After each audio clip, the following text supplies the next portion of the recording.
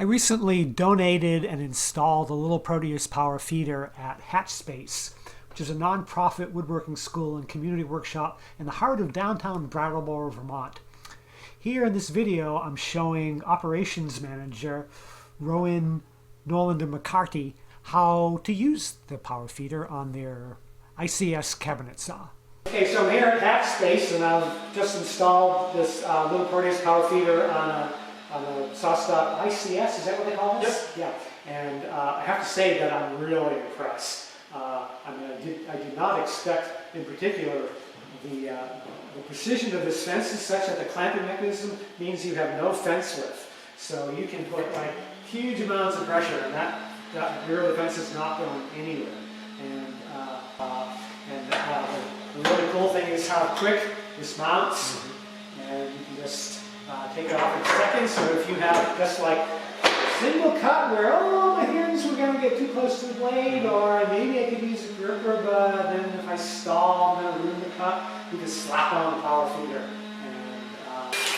And so typically to set this up, what you're going to want to do is set the blade height to be a tooth above. And then you're going to set the feeder height.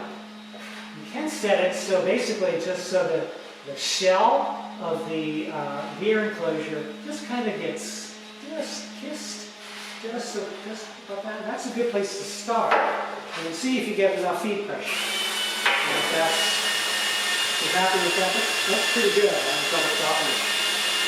So that's in that position.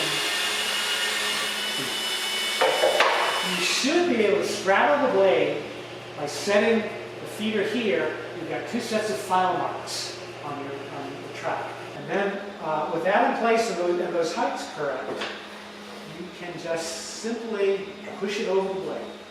And so if you want to cut a 1x2 1/2, that will do it.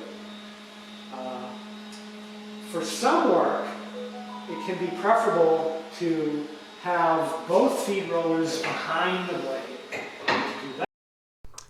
A really nice thing about the Sawstop ICS star is that the blade doesn't change fore and aft position as it's raised and lowered the way it does on most cabinet saws.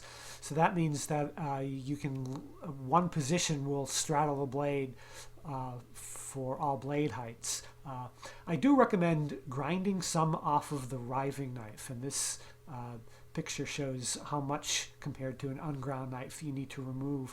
That will allow the rear feed roller to tuck in right behind the blade and get blade straddling position.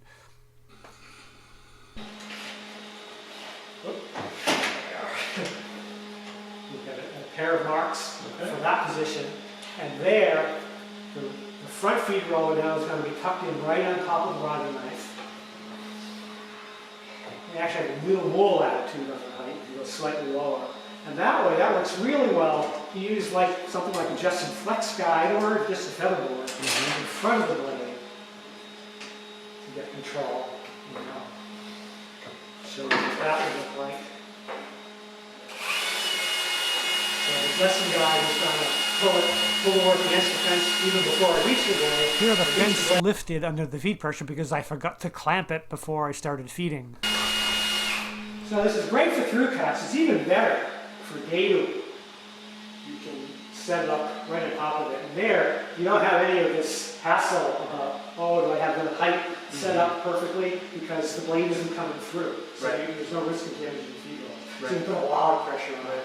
And to have those two feed rollers right on top of the dado gives you a really nice, even, thick depth dado across the whole cut. This is just a table saw. Maybe I'll come up here some other time to show you how to set it on bandsaw. Great, thank you.